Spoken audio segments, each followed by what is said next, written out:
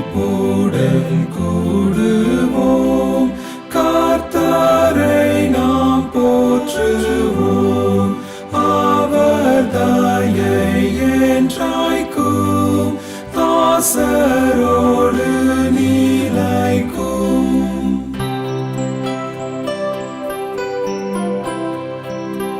ஆதி முதலவரே நன்மையாவும் செய்தாரே, அவர் தயை என்றைக்கும் மாந்தர் மேலே சொரியும்.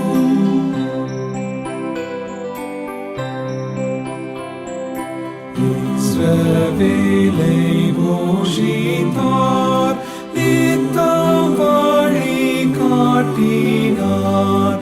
அவர் தயை என்றைக்கும் மன்னா போலே சொரியும்.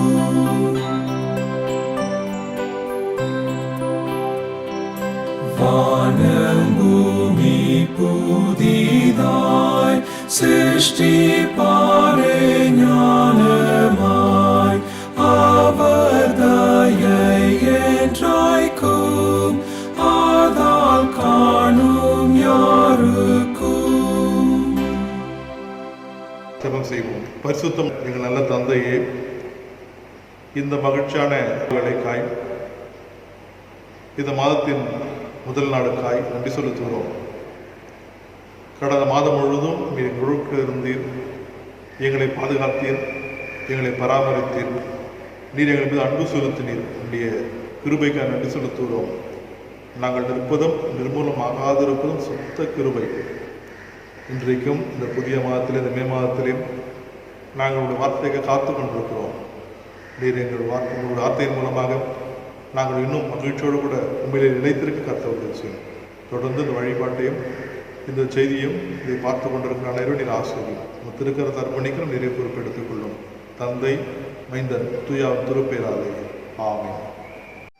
கிறிஸ்துவுக்குள் பிரியமான இறை மக்களே, உங்கள் யாவரையும் ஆண்டோரும் அரசருமாகிய இயேசு கிறிஸ்துவின் திருப்பெயரால் முழுப்பட வாழ்த்துகிறேன். 4 மாதங்கள் கழிந்து 5வது மாதத்திலே கர்த்தர் நம்மை அனுமதித்திருக்கிறார். ஆகவே உங்கள் யாவரையும் கர்த்தர் ஆசீர்வதிப்பாராக. மே மாதம் என்றவுடனே 2 நிகழ்வுகள் நமக்கு நம் கண்முன்னதாக வரும்.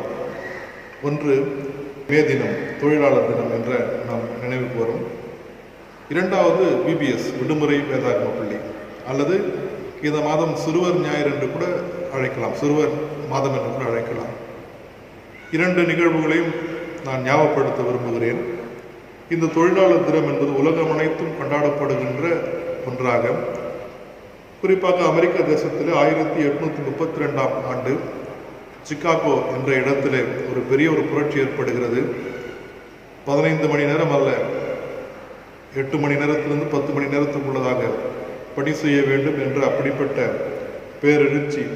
ஆகவே மே 3ஆம் தேதி 1886ஆம் தேதி நடைபெறுகின்ற மிகப்பெரிய எழுச்சியின் மூலமாக அன்றையிலிருந்து ஒவ்வொரு ஆண்டும் இப்படிப்பட்ட சிறப்பான தொழிலாளர்கள் நினைவு கூறத்தக்கதாக, அவர்கள் நன்றி செலுத்தத்தக்கதாக சிறப்புக்குரிய ஆண்டாய் கொண்டாடுகிறோம். 2வது மே மாதம் வந்தவுடனே திருச்சபைகளிலே திருச்சபை பிள்ளைகள் மாத்திரமல்ல, அநேக பிள்ளைகள் இந்த விடுமுறை வேதாகம பள்ளிக்காக காத்திருப்பார்கள். இந்த வருடம் விடுமுறை வேதாகம பள்ளியும் அப்படிப்பட்ட சூழல். ஒருவேளை இன்றைக்கு பிள்ளைகள் இல்லங்களில் தங்கியிருக்கின்ற பொழுது பெற்றோர்களாகிய நீங்கள் அவர்களுக்கு ஆசிரியராக இருங்கள். ஆண்டவராக இயேசு கிறிஸ்துவின் வார்த்தையை கற்றுத்தாருங்கள். என்று சொன்னால் நாம் வெகு நேரம் குடும்பத்தோடு இருக்கிறோம், வெகு நாட்கள் குடும்பத்தோடு இருக்கிறோம்.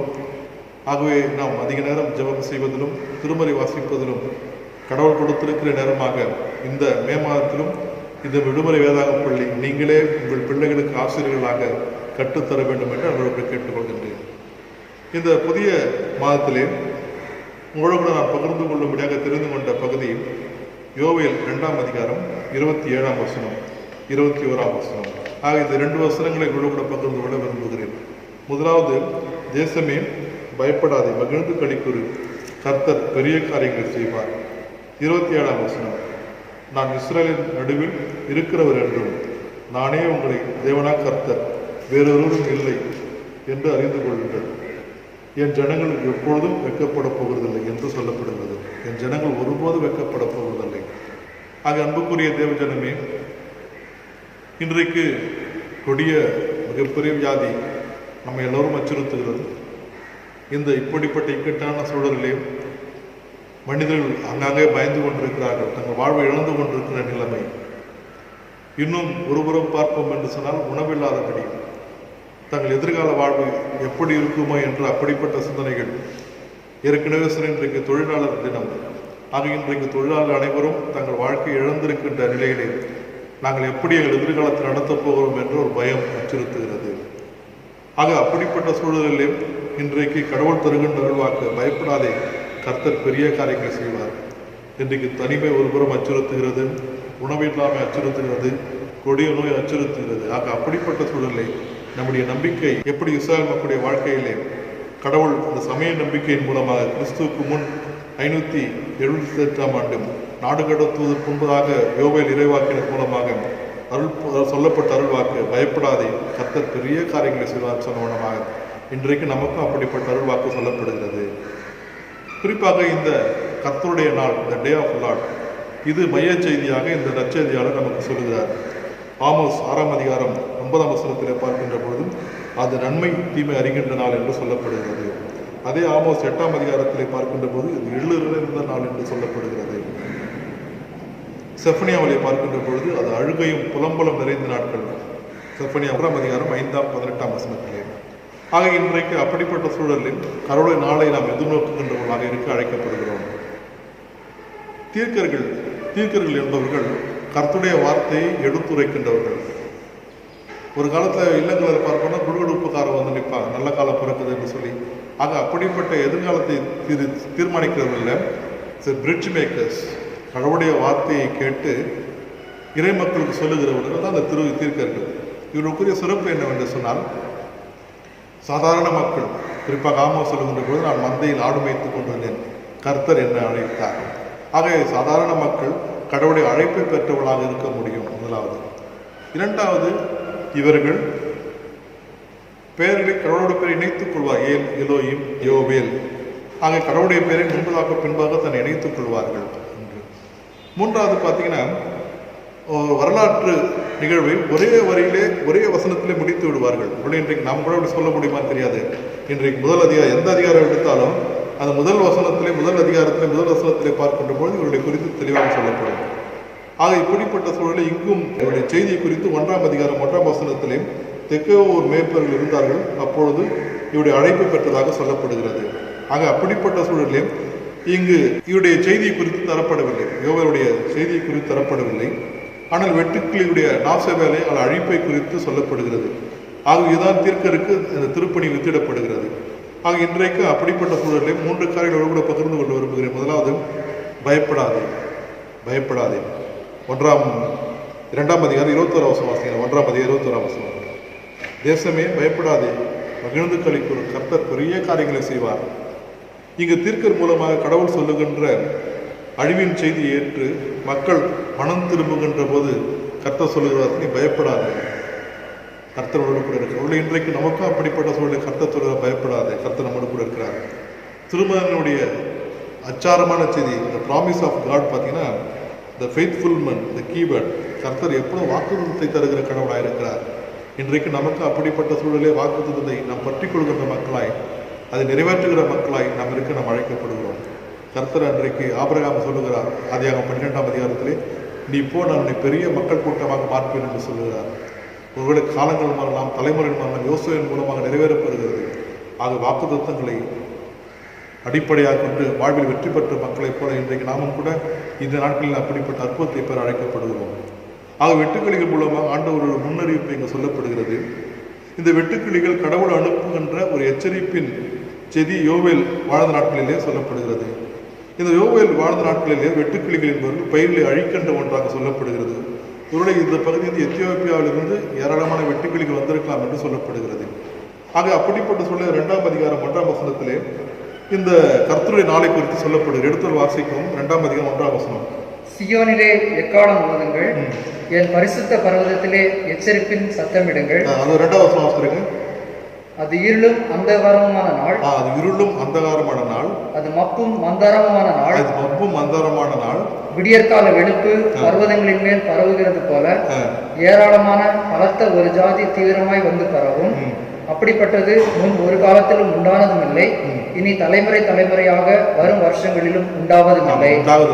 இது எதை நினைவு யாத்திராகம் 10ஆம் அதிகாரம் 15ஆம் வசனத்தை பார்த்தீங்கன்னா இது நம்ம பார்க்கலாம். யாத்திராகம் 10ஆம் அதிகாரம் 15ஆம் வசனத்தில் இங்கேயும் பார்ப்போம் என்று சொன்னால் த டே ஆஃப் லார்ட், கடவுளுடைய நாளை குறித்து சொல்லப்படுகிறது.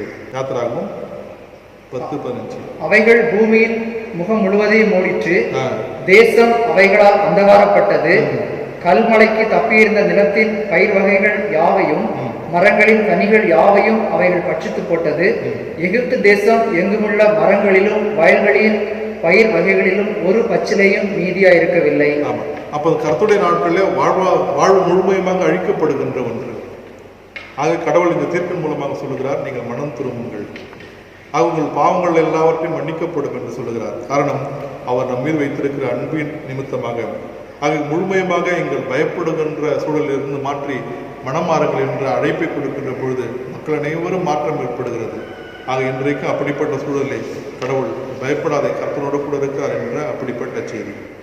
2வது, இந்த கர்த்தருடைய நாளிலே மனமாற்றத்திற்கான அழைப்பை இங்கு தீர்க்கன் கொடுக்கிறார். யோவேல் 2ஆம் அதிகாரம் 12ஆம் 13ஆம் வசனத்தில் இங்கு பார்க்கின்ற பொழுது முழுமையான மனமாற்றத்துக்கான அழைப்பை குறித்து சொல்லப்படுகிறது. வாசிக்கவும். ஆதலால் நீங்கள் இப்பொழுதே உபவாசத்தோடும் அழுகையோடும் புலம்பலோடும் உங்கள் முழு இருதயத்தோடும் என்னிடத்தில் திரும்புங்கள் என்று கர்த்தர் சொல்லுகிறார்.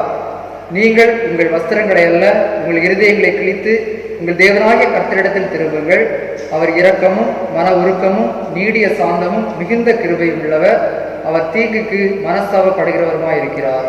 ஆகவே இங்கு தீர்க்கின் மூலமாக இறை மக்களுக்கு சொல்லப்படுகின்ற ஒன்று, நீங்கள் மனம் மாற உறுதியான அழைப்பை குறித்து சொல்லுகிறார், உண்மையான மாற்றத்தை குறித்து சொல்லுகிறார். ஒருவேளை இந்த நாட்களிலே அப்படிப்பட்ட மாற்றத்தை நாம் ஏற்படுத்த வேண்டும். ஆண்டவராக இயேசு கிறிஸ்து வாத நாட்களிலே சொல்லப்பட்ட உண்மைகளிலே இந்த இளையமகனுடைய உண்மை முழுமையான மாற்றம் ஏற்படுகிறது வாழ்க்கையிலே. என் தகப்படத்திற்கு சென்றிருந்தால் அநேக மகிழ்ச்சியான செய்திகள் இருக்க முடியும். நீங்கள் உணவுக்காக பண்டிகையோடு கூட போராட வேண்டியதாக இருக்கிறதே என்ற தனக்குள்ளதான வருத்தத்திலே தன் தகப்படத்தில் போய் உண்மையான மனமாற்றத்தின் மூலமாக மீண்டுமாக தன்னுடைய தகப்படத்தில் சேருகின்ற மகிழ்ச்சியான செய்தி. ஆக இன்றைக்கு மனமாற்றம் என்பது மனத்தாழ்மையை குறிக்கின்ற ஒன்று. நாம் மனம் கலந்து அழுகின்ற ஒன்றாக இருக்க வேண்டும், அல்லது இந்த ஃபாஸ்டிங் கடவுளோடு உபவாசம் இருக்கிற நாட்களாக இருக்க வேண்டும். ஆகவே இப்படிப்பட்ட சூழலிலே இந்த மனமாற்றத்தை இஸ்ரேல் மக்கள் ஏற்றுக்கொண்ட போது, நீ பயப்படாதே, நீ பெரிய காரியங்களை காண்பாய் என்று சொன்ன வண்ணமாக இன்றைக்கும் நாம் கடவுளுடைய சமூகத்திலே மனமாற்றம் அடைகின்ற மக்களாக, நாம் ஜெபத்திலே வெற்றி காணுகின்ற மக்களாக தொடர்ந்து கர்த்தர் நம்மை ஆஸ்வதிப்பாராக. 3வது இந்த பகுதியில் பார்க்கின்ற பொழுது, நீ இப்படிப்பட்ட சூழலிலே நீ அழிவின் செய்தி உன் வாழ்க்கையில் மாற்றப்படுவது மாத்திரமல்ல, மனமாற்றம் ஏற்படும் என்று சொன்னால் நாட்டை செழுமையாக்குவார் என்று சொல்கிறார். கர்த்தர் நாட்டை செழுமையாக்குவது, காட்ஸ் அ நியூ லைஃப், கடவுள் தருகின்ற ஒன்று. இது ஆறுதலான மொழிகளை கூறுகின்ற ஒன்றாக இருக்கிறது. சகரியா 1ஆம் அதிகாரம் 3ஆம் வசனத்தையும் 13ஆம் வசனத்தை நாம் பார்க்கின்ற பொழுது அங்கு மக்களுக்கு ஆறுதலான வார்த்தைகளை நாம் காண முடிகிறது. ஆகையால் நீ அவர்களை நோக்கி, சேனைகளின் கர்த்தர் உரைக்கிறது என்னவென்றால், என்னிடத்தில் திரும்புங்கள் என்று சேனைகளின் கர்த்தர் சொல்லுகிறார். என்னிடத்தில் திரும்புங்கள் என்று சேனையின் கர்த்தர் சொல்லுகிறார். அப்பொழுது நான் உங்களிடத்திற்கு திரும்புவேன் என்று சேனைகளின் கடவுள் சொல்ல, நான் உங்களிடத்தில் திரும்புவேன். ஒருவேளை உடனடியான ஒரு மாற்றம், இந்த மாற்றத்திலே கடவுள் பதில் தருகிறவராக இருக்கிறார். ஒருவேளை இன்றைக்கு இப்படிப்பட்ட இக்கட்டான சூழ்நிலையிலே நாம் நாட்டிற்காக ஜெபிக்க வேண்டியது அவசியம், அல்லது அங்கே மக்கள் பயப்படுகிற மக்களுக்காக ஜெபிக்க வேண்டியது அவசியம். ஜெபிப்பது மாத்திரமல்ல, நம்மையும் மற்ற மக்களுக்கு உதவி செய்கின்ற அப்படிப்பட்ட பாங்கை நாம் அழைக்க வேண்டும். ஆக இன்றைக்கு மனமாற்றம் அடைந்த பின் அங்கு மேய்ப்பர்கள் மூலமாக அல்லது இந்த அழிவுக்கு பிற்பாடு பெரிய ஒரு மாற்றம் ஏற்படுகிறது. யோவேல் 2ஆம் அதிகாரம் 20ஆம் 21ஆம் வசனம். அங்கு பெரிய மாற்றம், என்ன மாற்றம்? 20ஆம் 21ஆம் வசனம். வடதிசை சேனையை உங்களுக்கு தூரமாக விலக்கி அதன் முன்தண்டு கீழ்கடலுக்கும் அதன் பின்தண்டு மேற்கடலுக்கும் நேராக அதை வறட்சியும் பாழுமான தேசத்திற்கு துரத்தி விடுவேன். அங்கே அதன் நாற்றம் எழும்பி அதன் துர்க்கந்தம் வீசும். அது பெரிய காரியங்களை செய்தது. தேசமே பயப்படாதே, மகிழ்ந்து கலிகூறு, கர்த்தர் பெரிய ஆகவே காரியங்களை மனமாற்றம் அடைந்த பிற்பாடு இப்ப சொல்றாரு 1வது வசனத்துல, நான் தீயவைகளை அழித்து விடுவேன், உன் வாழ்வுக்கு தேவையானவற்றை அழித்து விட்டு நன்மையானதை தருவேன் என்று சொல்லுகிறார். ஆக அன்புக்குரியவர்கள், இன்றைக்கு நம்முடைய வாழ்க்கையில கூட நாம் மனமாற்றம் அடைகின்ற மக்களாக கர்த்தரிடத்தில் நாம் முழுமையமாக அர்ப்பணிக்கின்ற போது தீமைகள் எல்லாவற்றையும் அகற்றிவிட்டு நன்மைகள் தருகிற கடவுள் இந்த மே மாதத்தில் கடவுளே அப்படிப்பட்ட வாழ்க்கையில் அனைத்து உலகத்தில் இருக்கிற தீமைகள் எல்லாம் அகற்றிவிட்டு நன்மைகளை தார்கள் என்ற கடவுள் சமூகத்தில் நாம் கேட்கின்ற போது கர்த்தர் நம்மையும் நமது குடும்பங்களையும் நமது தேசத்தையும் உலகத்தையும் காக்கிறவராக தொடர்ந்து இந்த புதிய மாதத்திலே மே மாதத்திலே அப்படிப்பட்ட அருள்வாக்கை பெறுகிறவராக புதிய வாழ்வுக்கு நாம் கடந்து செல்ல கர்த்தர் நம் உதவி செய்வாராக. கர்த்தர் தாமே நம்மை ஆஸ்வதிப்பாராக. ஜெபம் செய்வோம். அன்பின் நல்ல கடவுளே, மீண்டும் அவருடைய சமூகத்தில் நாங்கள் நின்று கொண்டிருக்கிறோம். நீர் எங்களை ஆசீர்வதியும். தேவசமே பயப்படாதே, மிகுந்து கலிக்கு ஒரு கர்த்தர் பெரிய காரியங்களை செய்வார் என்று சொன்ன வண்ணமாக பயந்திருந்த மக்களுக்கு தங்கள் வாழ்வு எப்படியாகுமோ என்று அப்படிப்பட்ட சூழல் இருந்த மக்களுக்கு கர்த்தருடைய தீர்க்கன் மூலமாக அங்கு கர்த்தருடைய நாளை குறித்து அறிவித்த பொழுது அவர் எல்லோரும் மனமாற்றம் அடைந்தார்கள். அவர் எட்டுறுத்தி கொண்டு உபாசித்து ஜபித்த பொழுது வாழ்க்கையில் பெரிய மாற்றத்தை கண்டார்கள். கர்த்தர் சொன்ன வார்த்தை, நீ பயப்படாதே என்று சொன்ன கடவுள் இன்றைக்கு அதே நிலவில் நாங்கள் பயந்து கொண்டிருக்கிறோம். ஒரு புறம் பெரிய நோய் அச்சுறுத்துகிறது, இன்னொரு புறம் தனிமைகளை வாட்டுகிறது. அநேக மக்கள் உடைமை, உயிர் அல்லது உணவு இல்லாத சூழலை இப்படிப்பட்ட நிலையை அச்சுறுத்துகிறது. நீர் எங்களுக்கு அப்படிப்பட்ட மாற்றத்தை எல்லாம் தீமை எல்லாம் அகற்றிவிட்டு நன்மை தருகிற கடவுள் அன்றைக்கு யோவேல் மூலமாக அருளப்பட்ட அருள்வார்கள் இன்றைக்கு எங்களுக்கும் தாரும். நாங்களும் சுபித்திருக்க கர்த்தர் உதவி செய்யும். இன்னும் ஒரு விஷயம், எங்கள் திருச்சபையும் இதை பார்த்து கொண்டிருக்க அனைவரையும் ஆசீர்வதியும். அந்த தேவையை எல்லாவற்றையும் பூர்த்தி செய்யும். உங்கள் திருக்கர்த்தர் பணிக்கும் நீரை பொறுப்பெடுத்துக் கொள்ளும். தந்தை மைந்தன் தூயான் திருப்பெயராலே ஆமென். ஆத்மாவே கர்த்தரை ஸ்தோத்திரி, என் முழுவதுமே பரிசுத்த நாமத்தை தோத்திரி. ஆத்மாவே கர்த்தரை ஸ்தோத்திரி, கர்த்தர் செய்த சகல உபகாரங்களை மறவாதே. ஆமென். தாயும் தந்தையுமாக கடவுளின் அன்பும் மைந்தராகிய யோசனரும் எதிராகிய ஆர்வலரும் நம் அனைவரோடும், குறிப்பாக இந்த செய்தியை கேட்டுக்கொண்டிருக்கிற அனைவரோடும் அவருடைய கிருபை பிரசனம் எடுத்தல் வேண்டும் என்று சாப்பாடு கேட்பதாக. ஆமென். கர்த்தர் நம்மை ஆசீர்வதிப்பாராக. ஆமென்.